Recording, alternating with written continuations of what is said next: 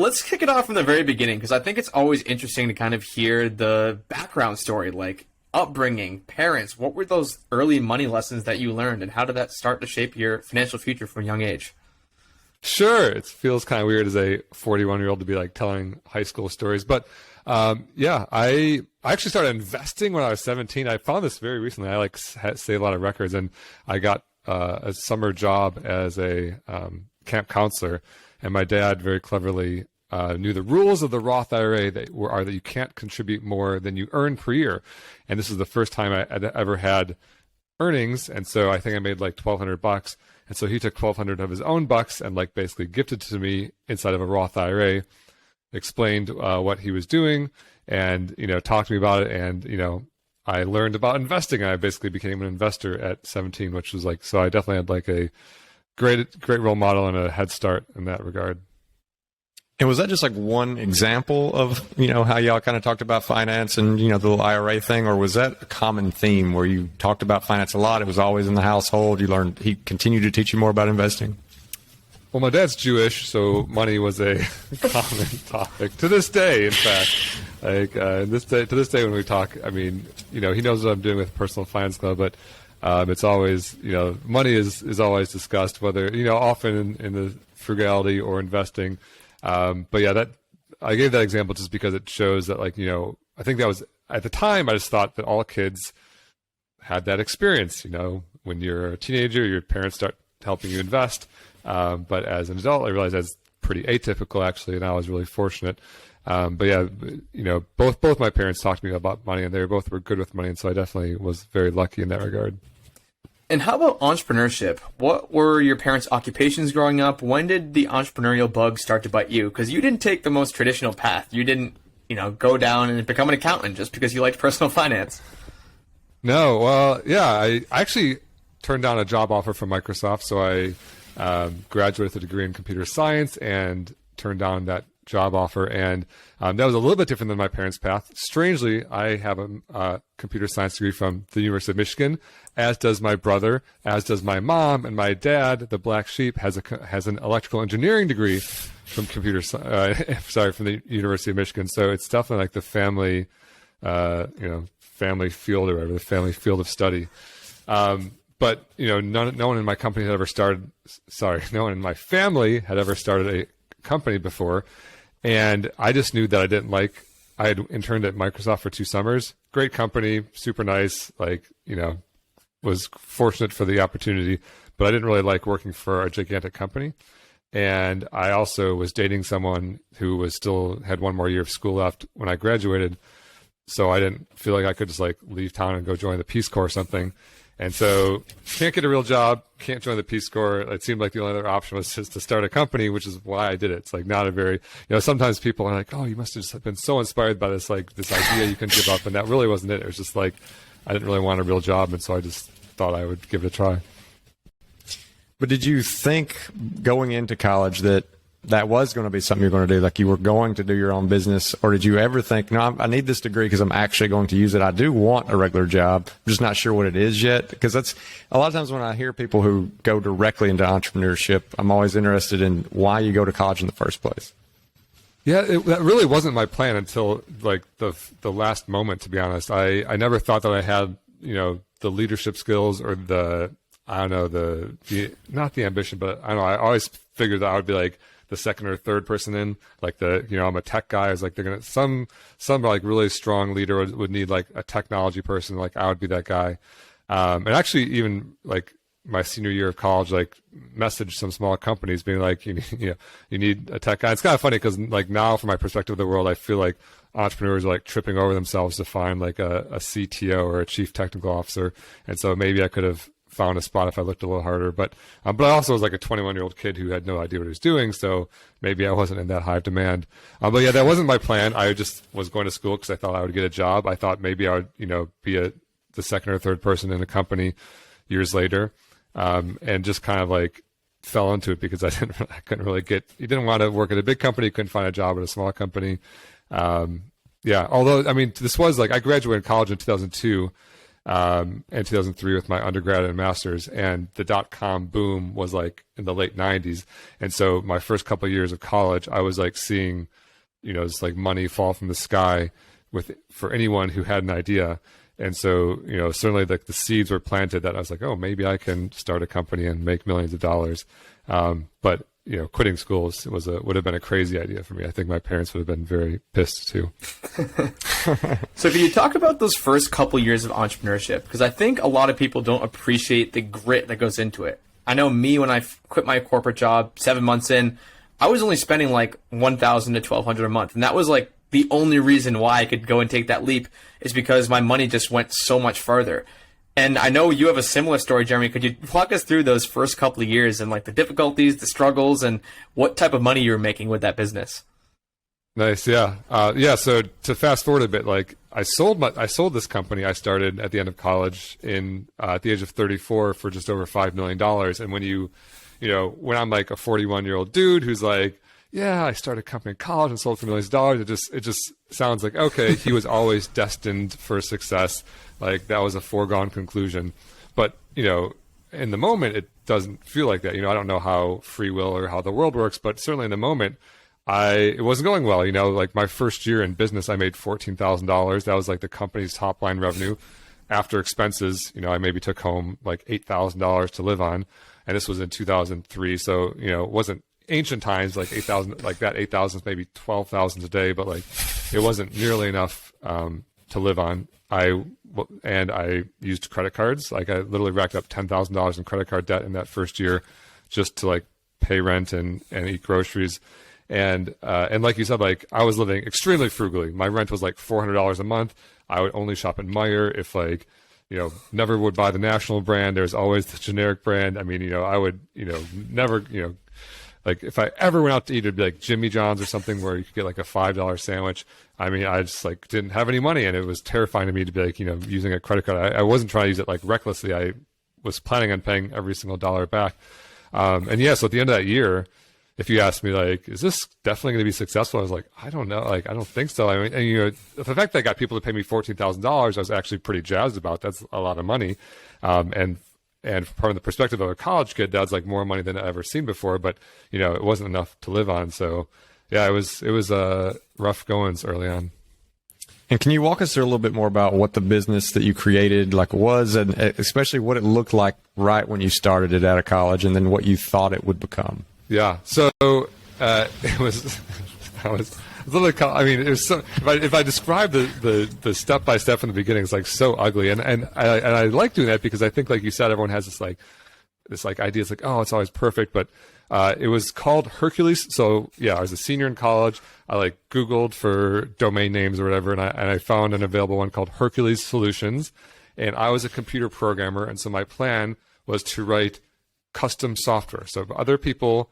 Like I had just been trained by this university to write software, and I assumed people out there in the world wanted software, so that's what I would do. And so I registered HerculesSolutions.com, and there's like this like wall of text that was like the homepage that was like, "Do you want custom software? I write custom software," and it was like it was a total mess.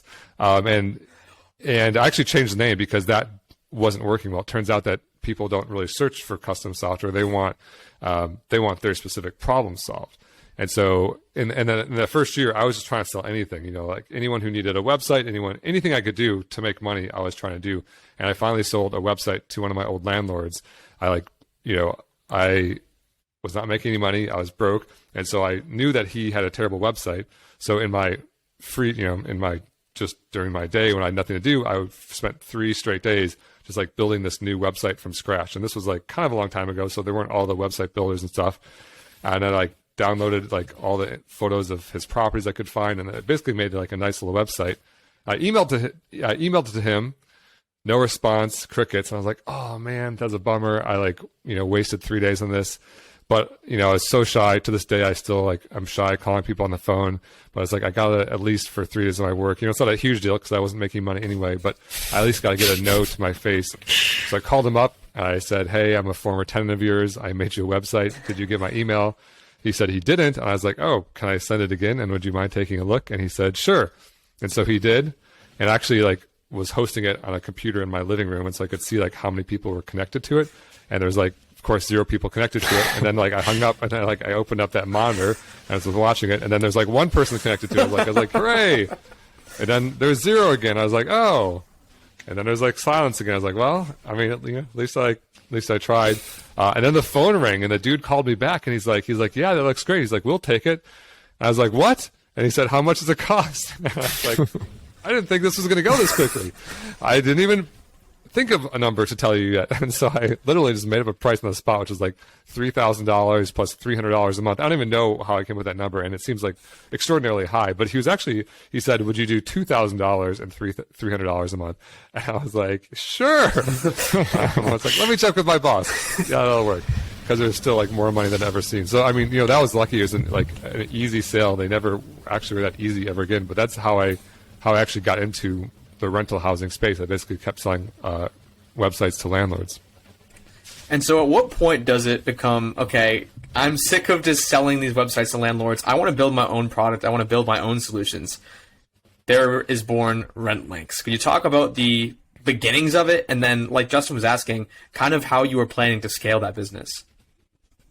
Yeah, so I mean, that's kind of what happened next, which is I was like, dude, if I just sold this for $300 a month, if I could sell 10 websites, I would have $3,000 a month, which was like, basically unlimited money as far as I knew.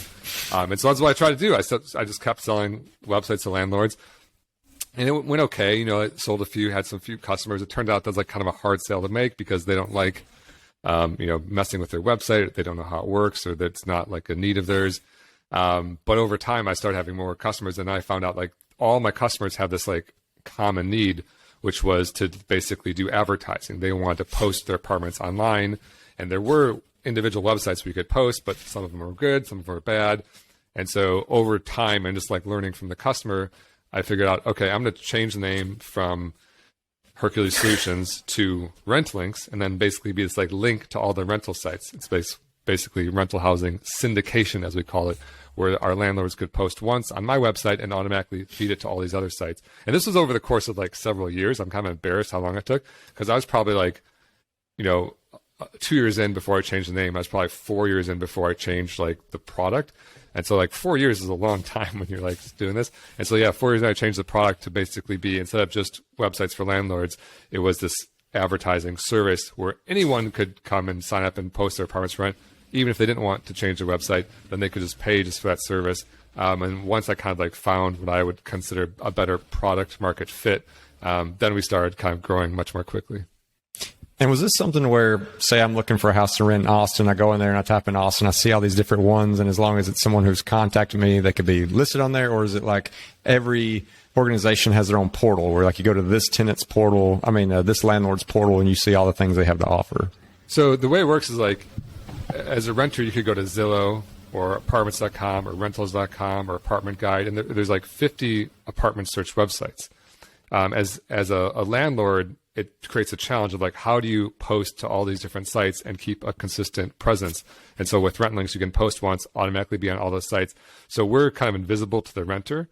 But if you go to Zillow to this day, it's kind of funny, like still my friends will like send me listings. I was like, oh, like that listing you're looking at is there because of code I wrote, 15 years ago.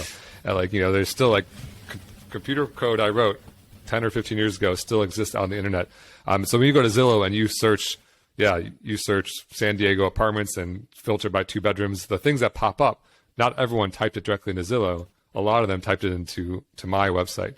And we like syndicated those listings. So yeah, and then from the renter's perspective, they just only deal with Zillow. They email them through Zillow, like we're not part of it. And then from the landlord's perspective, no matter what site a renter finds you on, all those leads are filtered directly to you coming through, so you can look at Rentlinx and see all your. This sounds like a Rentlinx ad. I don't work there anymore. No financial stake anymore. But it's a cool. I spent 12 years of my life building it, so I'm proud of the technology. It's part of the story. Yeah, we want to unpack it.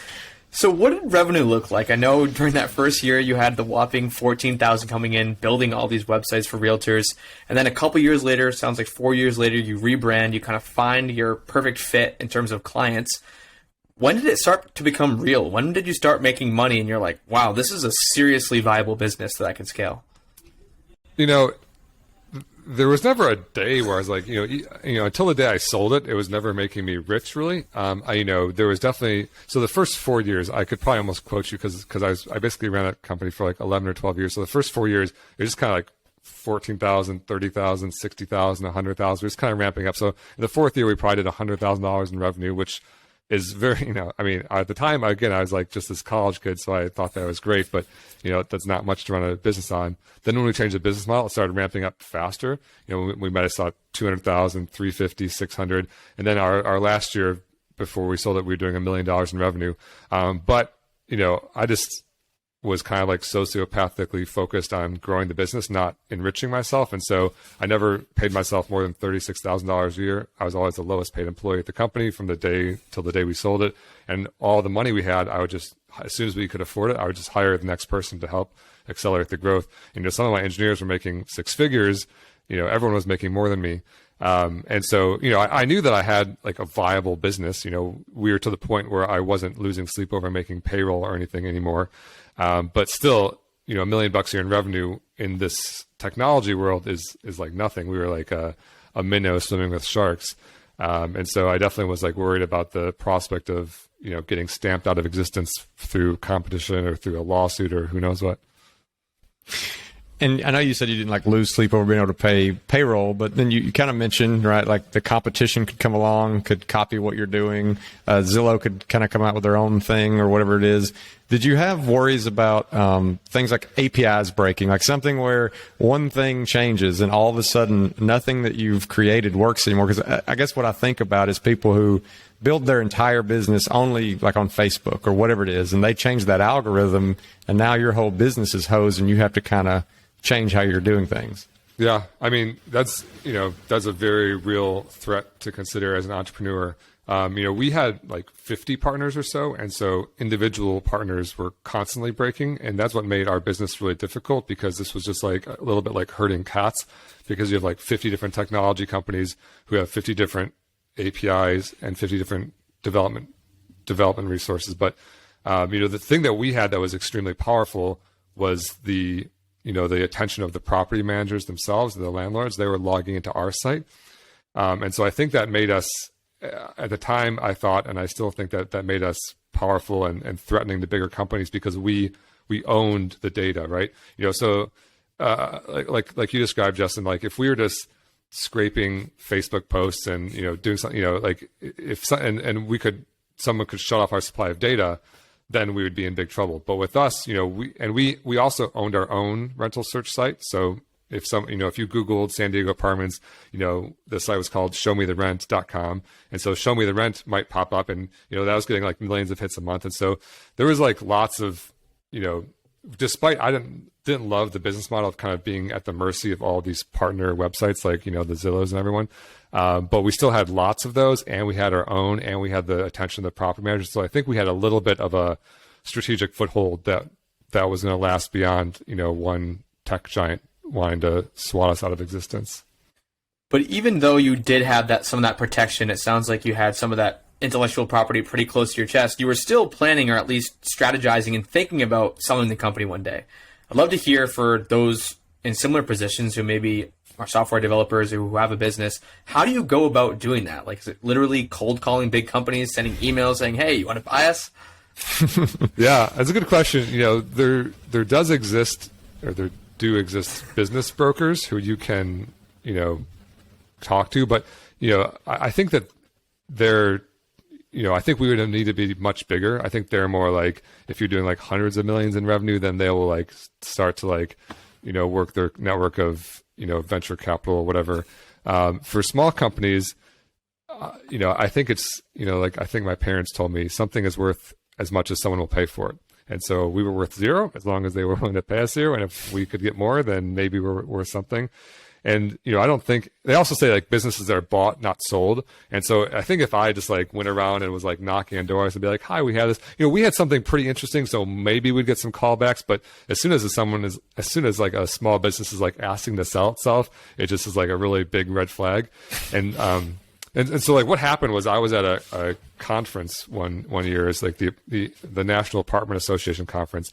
I went to this party, and this big like tech company in this rental space or this real estate space had like thrown this party where like they rented an entire block of downtown, and like every single restaurant was like free, and they like had like this like big name band playing, and like it was just crazy. And I was just kind of like doing the back napkin math. I was like, I bet they spent $1 million on this party. Like, there's just no way you can do everything that I'm seeing here for about $1 million. And I was like, the fact that they can spend $1 million on a party and like my annual revenue is $1 million, like that's a very concerning like mismatch of proportions to me.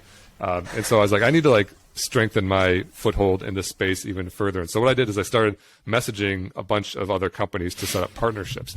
My goal was never to just sell. I mean, my eventual goal is to sell the company, but my immediate goal was to make us more like locked into this space where we have even more data, making us more of a threat to these other companies. And it just so happens that one of the companies, no one even answered my calls doing this, by the way, no one wanted to partner, but one such company that I thought would have been our best partner did answer the call. And it turns out they weren't interested in, partnering, but they did end up being interested in buying us, and they did end up buying us. And so, to someone out there listening, how do you do it? Like, and also like, we're 20 minutes into this conversation and I was working on that for 12 years. And so it's like, there's a whole bunch of stuff I did that never went anywhere. Like when I just tell the story of like how it worked out, it seems like there's a clear path, but there's all sorts of dead ends. And like, we had a few little nibbles. People like mentioned acquisitions that like, just died off. And I was probably young and naive. Like, I sold it at 34. So most of this was happening in my 20s. But that's what ended up happening, is just doing what we were doing, trying to grow, trying to be profitable, trying to like be the best company we were going to be. And then we got on the radar of someone who was like, oh, wait a minute, this is interesting to us. And then we ended up getting acquired. And this is obviously something you poured like a ton of time and energy into. So I have to imagine when that day comes and you're getting ready to get rid of it, like that's a big emotional event. But was there something you saw on the horizon that made you nervous and made you want to sell? Or did you just feel like you'd kind of taken it as far as you wanted to take it, and you wanted to, take an offer while the offer was there? Yeah, people ask me like, why did I sell a lot? And, the answer is I was making $36,000 a year and they offered me $5 million. And I mean, maybe I really wanted to grow the company, but I'm not crazy, like that was like life-changing money. I was driving a 1999 Ford Explorer Sport. I was living with roommates. I was like living in Southern California, like 36,000 is like, not much above the poverty line. And, $5 million is like life-changing money. And, frankly, like I never really had like just this like life-burning passion for rental housing advertising syndication. I think I built something cool, but it wasn't like what I woke up every day, just like knowing that was like in the fiber of my soul or whatever. And so, and also like, if you don't sell the company, I don't know how you, like, how do you stop, right? Like we only had 7 employees, including myself. And so I couldn't really quit. I couldn't really like, they're like, it's hard to figure out if I wanted to ever do something else with my life, which I did, like, how do you get it? So selling it kind of solved all those things for me. So this past weekend at Economy, you shared that video of when the wire transaction finally came through, when the company acquired you, and it was an astronomical amount. Your net worth increased by a multiple of, man, I don't even know, like 100? Yeah, multiple doesn't even matter at that point. It was crazy, but I'm curious, like, I guess, let the listeners know what those numbers were, like what the number was before and after the wire transfer. And then once you kind of realize that you have that amount of money sitting in an account, like, what's next? Do you go and buy a nice car because you want to congratulate yourself? Do you throw it into index funds? Do you buy real estate? So, yeah, normally I had about 2,000. So my net worth at this moment was about $100,000, and that 100,000 I just got the old-fashioned way by living below my means. So even though I was making 36,000, I was living on like 31,000 and investing 5,000 a month or so, 5,000. So my net worth was $100,000, and then right before the moment of the transfer of the wire transfer from the purchasing company, I actually drained the business bank account, and my business bank account had about $90,000 in it or so, because just to support a team of 7, payroll was probably $50,000 a month or whatever. And so we had, a couple of months worth of like runway in our checking account. And so I owned 70% of the company. So I drained 70% of that cash into my account. my mom owned 30% of the company, so she drained the 30% into her account. And so then, on the day of this acquisition, there was about $60,000 in my checking account, up from the normal $2,000. And then, sure enough, I clicked refresh on my bank account, and then it went to over $2 million. And my share of the $5 million was actually $3 million, but they did the first wire was $2 million. Then there's like they kept some of it for 6 months later, they called it a retention bonus. And some of it went to taxes, some of it went to lawyers. But yeah, $2 million showed up in my account, and it was cool, but also it was very surreal because I didn't know if that was a lot of money. It was more money than I ever seen before, but so was $100,000, right? And how much more is $2 million than 100,000? It's it becomes very, I don't know, is that you're set for life money, or am I going to spend this all in a few years? And so it actually took a few years to sink in. And, I didn't buy a car for probably 6 or 8 more months. And my 99 Ford Explorer finally, I now was employed by this company that acquired us. And I was flying up to Santa Barbara where their headquarters were. And on one such day, my car just broke down again. And I needed to get to the airport. And I was like, all right, Jeremy, this is getting kind of reckless. You need to go buy a car. So I went and bought myself a brand new Mazda for, $30,000 or something. And then, I looked at my bank account a month later, and, you couldn't even tell, right? $30,000 into $2.5 million or whatever it was. I couldn't even tell you how much was in there before and after. You didn't even notice. I was like, oh, $2.5 million is a lot of money. You can buy a car and not even notice, buy a car in cash. So yeah, it took a while to sink in, and I was now working at this new job of mine. I got to ask, because you mentioned your mom owned 30% of the company. Does that mean your mom got the 1.5 million? Yeah, obviously, exactly. After some taxes and things, but yeah. And I think she was a resident of Texas at the time, so I think that they have no state income. It's correct. And I was a resident of California, and so she paid dramatically less taxes than I did, because I had to pay 13% California tax. My mom, I sold her 30% of the company 10 years earlier for $1,500, and so her $1,500 investment turned into over $1.5 million. And also, as a term of the acquisition, we negotiated her retirement. So before we even sold the company, we're like, hey, my mom's old. She's not going to want to work for your young tech company for much longer. So 6 months after the acquisition, we just declared her retirement date. And then, she has been retired ever since then. So your mom was actually working for the company. It wasn't just a financial backing. She was actually working for the company? No. My mom has a degree in computer science from the University of Michigan from 1974. She was a full-time employee from that day. In fact, she even... Yeah, I mentioned this in my talk that we keep referring, but no one listened to except for Cody. But she worked for free for the first year, because when I was making $14,000, she joined a year after that first year, and she wasn't doing it just as charity. She thought I was smart and thought there was potential, but she also had savings from her previous career, whereas I was trying to live on this company. So she agreed to let me take the first salary, and we agreed $3,000 a month. So once I started making $36,000, then we paid her the next $36,000, and that actually remained both our salaries until the day we sold the company. Well, it sounds like the best investment your mom ever made. Probably in terms of ROI, yeah, you can't really do a whole lot better than $1,500 to $1.5 million. Well, spoiler alert for the audience. I know you no longer work for Rentlinx, or I guess the company that acquired Rentlinx. So what did those next couple of years look like after the acquisition? When did you end up leaving the company altogether? Yeah, I worked there for 2 more years. They didn't have any sort of employment contract for me. They just believed in the carrot, not the stick. Great company. I love them. I love them every moment I work there. I love them to this day. The company's called Folio. It's they're doing fantastic. And they're just good people. And they said, we're not going to try to lock you into a job. And so for 2 years I worked there, and it was great. And then after about 2 years, I started to realize that, some other people could do my job. I went from being this very small company entrepreneur to being a pretty big company middle manager. And it wasn't, I wasn't totally bad at it necessarily, but I think someone else probably could have done better, and also would have appreciated that position that I had. I also thought that I could probably be doing better at other things, more entrepreneurial. So yeah, I left my job on the best terms 2 years later, and then I found myself unemployed at the age of 36, or retired, depending on how clickbaity you want to be. And when you're unemployed / retired, did you have this burning feeling almost right away, I've got to create something else? I got to create the next thing? I didn't. For at first, I had been like grinding for so long and just like trying to make it work. It was like a release valve. And actually the very first thing I did was, I think 4 days after I quit, I flew to Italy and coached beach volleyball in Italy for 2 months. It was like this gig that I'd heard about that I could never do because I wasn't that type of person. But all of a sudden I was like, wait a minute, like I have a blank slate. I can do whatever I want. And so it was like amazing to like be able to jump on opportunities like that. I played video games for like a year. I played StarCraft 2 for a year. I was terrible at it. I'm still not very good. I actually uninstalled cold turkey.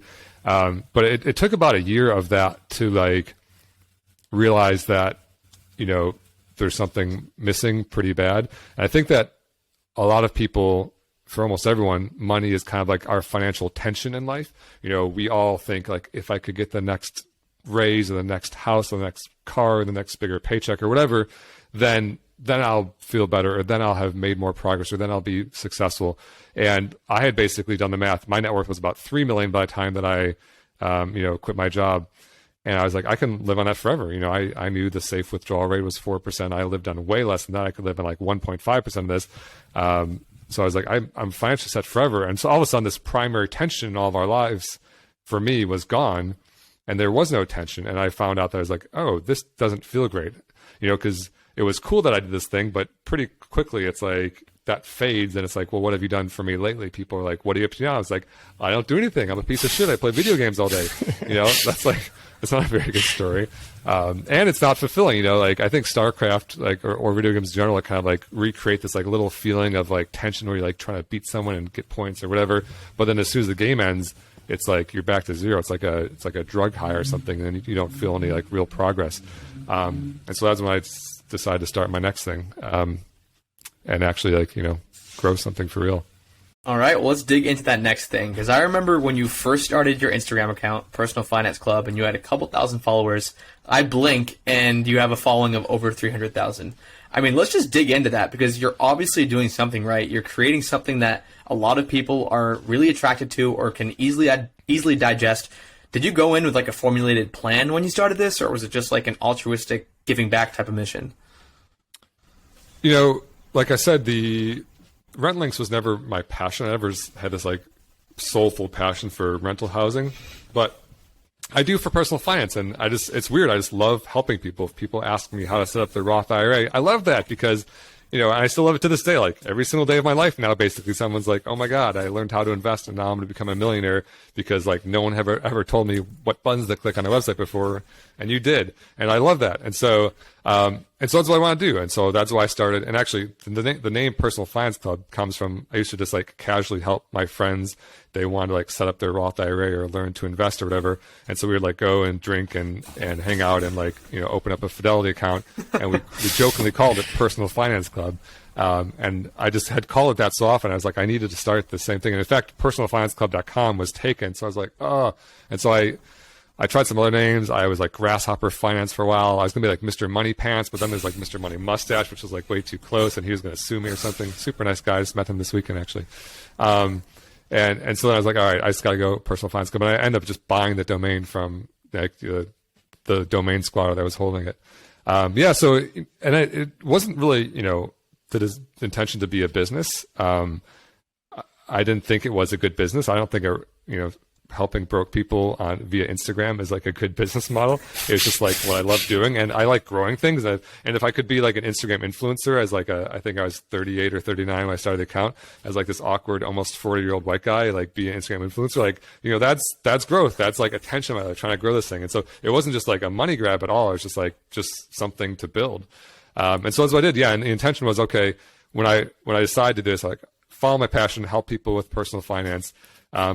Where are they? And I said, they're on TikTok. Like, this is where millennials, like 20 and 30 somethings are. Sorry, not TikTok, Instagram. If it was today, I'd probably say TikTok, but this was almost 3 years ago. So I said, they're on Instagram. So yeah, I like cracked my knuckles and started an empty Instagram account and then started posting every day with like the very purposeful intention of like growing it. I set a goal of hitting 50,000 followers in the first year. And you said, by the way, it was like a blink of an eye, but it wasn't. It's like really a daily grind. I think my best ever day was like 2,000 followers of growth, which is a ton for sure. But 300,000 still takes a long time. My average day is like 500 followers or something. So, I'm just grinding every single day, and only from the outside does it appear to be happening overnight, but for sure it's still one of those things. It's like overnight success takes about a decade. And for those people who haven't come across Personal Finance Club, does it have like a niche? Like, are you trying to go after one kind of age group or one kind of person, or is this just all kind of general finance and it's kind of good information for everybody?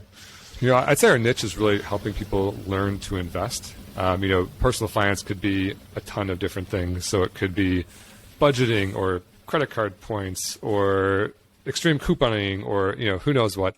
And just the thing that I like, because it connects with my very analytical left brain, is like, how do you set up an investment portfolio? Why are index funds superior to stock picking? All this kind of thing. And so, in terms of demographics, it's people who are new to investing. I hesitate to like put an exact age or gender or race or anything on it because it could be any of those things. But generally, people in their 60s aren't usually starting their investing journey. It's usually people younger, but oftentimes it's people in their 50s who like haven't done it yet and want to not be broke when they retire 10 years down the road. What do you think you did differently from other creators, whether Instagram or not, that made you so successful? Even if it is the constant grind of 500 followers a day, like you're clearly doing something right. There's other people who post every day who have not even close to your follower count or as loyal of a following. So is there anything that comes to mind when I'm asking that question, like something that you did intentionally or unintentionally that kind of made this quote unquote rapid growth possible? So there's a lot of things. We could probably have a whole hour podcast about my Instagram growth, but I'll like give you the big ones. Like first, it didn't start this way. The first month or two, it was like I only had a couple hundred followers. I was posting every day, putting a lot of I was doing research, like making videos. I was trying to really hustle, and it wasn't going anywhere. And so then I have this, it's not my concept, but there's this concept of lead metrics and lag metrics. And a lag metric is the thing that you're tracking that you want to happen. So I wanted more followers. But you can't just like get a follower. That's not directly actionable. And so the concept is, how do you influence the lag metric? And that's by identifying different things that you can track called lead metrics, which are directly influenceable and are predictive of the lag metric. So it's like, okay. And this was like, after a month or two of like not really making much progress, I was like, all right, Jeremy, you're supposed to be this entrepreneur. Like, do your thing. Like, you claim to be an entrepreneur. Like, what would you do if you were trying to grow this like a business? And so I was like, all right, I'm going to identify the lead metrics. And those lead metrics, I identified 3. It's like how often I post, how often I make a story, and how often I comment on someone else's post. Because every time you comment on someone else's post, you're like engaging with the community, and that comment contains a link in the form of your username that goes from their post to your account. And so the more you comment on other people's posts, the more links there exist. And so then I started tracking these lead metrics. And none of this excuses the quality of the content. You can't just, if you just comment like, DM me for investing tips, like you just spam and people are going to ignore you or delete you. I would only ever leave a comment if I like really thought I could add to the conversation or I had something funny. And so then in addition to those lead metrics, I just tried to make really good stuff. I try to put a lot of effort in. I'll leave this person nameless, but I was helping someone with their Instagram account this past weekend, and he had posted more times than me. So I posted like 800 times, and he posted like 900 times, and he had under 200 followers. I don't mean to laugh; it's like such a dick thing to do, but I was like, bro, you have 200. You only have 200 followers, and you've posted 900 times. Like, you got to change something, man. And so I was like looking through his posts, and he's like. I was like, you know what this looks like? It looks like you paid someone on Fiverr to just like put random inspirational quotes over like really corny stock photos. I was like, how'd you make all these? And he said, well, I paid someone on Fiverr to put really corny quotes over really terrible stock photography. I was like, oh, well, yeah, that's what it looks like. And so, part of it is just like the hustle on the lead metrics. And then part of it is just like, being, honest and, and you can't make shortcuts. If, I feel like people have such a, consumers of social media have such a nose for like, garbage, automated, whatever, it just looks like an ad. And so like when I post, I just try to be like vulnerable, authentic, honest. I try to work hard. I try to like do a lot of research, really back up my numbers, source my stuff, like, do it all right. And then it's subtle, you can't, if you just look at one of my posts and one of someone else's posts, they might look similar, but I think, that subtlety has a lot of importance. People like realize and appreciate like the work that goes into it. And if you are just focusing on investing in general, and you mentioned earlier, like why index funds are better. So especially if that is kind of the way you're going down, not picking individual stocks, but doing index investing, I could imagine that like you could run out of content fairly quickly. I mean, like I could think with like stock picking, it's an endless thing. There's always another company you can analyze and whatever. But when it's like, okay, you should invest your money in VTI and go home. Like, yeah, I mean, yeah, on the surface, my brand has everything going against it. Well, not everything, but lots of things going against it. For example, index fund investing is not interesting. It does not provide a lot of content. It is not visual on a very visual medium like Instagram. And so to like create content every single day around buy and hold index fund investing, it is challenging. And there have been a few days where I was like, all right, I have writer's block. And to be fair, I only have 3 or 4 posts. And everything else is just like an iteration of that. And and so what I've learned, like another tip to growing, is that what people connect with is stories. And so while buy VTI, buy and hold, leave it for decades, don't sell until you retire, minimize fees, don't time the market. The basic rules of investing you can get out in like a half-page PDF. But and the 3 of us might be different because we kind of live and breathe this stuff, but like regular people who don't have, finance podcasts, they connect with stories, right? And so I'll like do a story. I'll be like, Sally is 30 years old and makes $40,000 a year, but she decides to just like, cut a little bit of spending, pick up a side hustle and start investing $500 a month. And by just 55, she's a multimillionaire. And like something as simple as that, people are like, oh, okay, I can see myself as Sally. And then one of the most common questions I get is like, I'll say like Sally is 30 and someone will say, but I'm 35. What do I do? I'm like, the same thing. Add 5 years or whatever, put more money. It's like, it's all the same thing. But it just shows like how people want to connect with like their story, Well, there's a million different post ideas, just having, age 10 to age 80 and have all these different scenarios where people are... Joe is 31, Cindy is 32, every single age. Find your age, just go on until you see it. So even though this kind of started out as a passion project, you did have growth in mind, and you are a guy who just like likes hitting the next rung, hitting the next milestone, clearly with Rentlinx and selling the business. But this thing started bringing in serious revenue over the past couple of years. And I know, I think it was multiple hundreds of thousands of dollars. You're also donating a portion of that. I'm curious, 1, where a lot of that revenue is coming from, and 2, what the kind of future of the company's economics are looking like.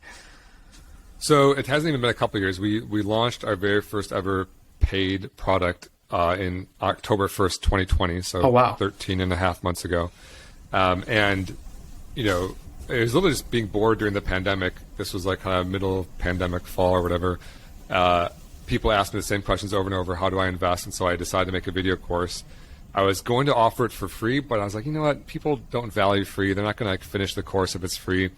And if I charge something, I would be able to hire people to create even more free content. And if I charge something, I could make this an engine for good and donate something. And so that's what I decided to do. I decided to donate 20% of sales. So not even profits, 20% of sales, which kind of puts my back against the wall a little bit because I have to be a very profitable company or I'm going to be in the red. And we launched this course. And so I've never done an affiliate deal. I've never done a paid post. I've never done a ClickFunnels. Our revenue is 0 across the board, but for this one video course that we launched. And we even try to make it very cheap. Our average sale is about $60. The list price is $79, but it's often on sale for, $59. We launched it for $49. And so, the first day we launched it about a year ago for $49, I was like, I don't know how this is going to do. I think it might make a few $1,000, based on, I think I had 100,000 followers at the time. Maybe if 1% of followers buy or whatever, I was kind of doing the math, but even 1% seems like a pretty big conversion rate. 'Cause I know people on Instagram aren't often just randomly buying stuff you sell. But that first week we did $110,000 in sales. I was like, whoa, damn. And the first year we spent over 600,000. And so, it's going up. I did hire, we're going to hire again soon. We're going to keep cranking out content.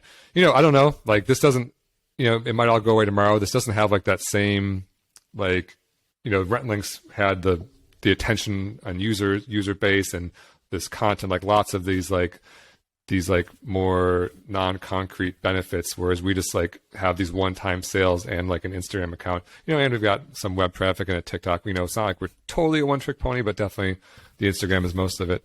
But yeah, the goal is just to keep cranking and growing across like all platforms and helping people. And maybe release another product one day. I'm not really big into squeezing. Like, we've sold 10 or 11,000 copies of this, and there's 330 million people in the U.S. And so it's not like we've tapped out the market yet.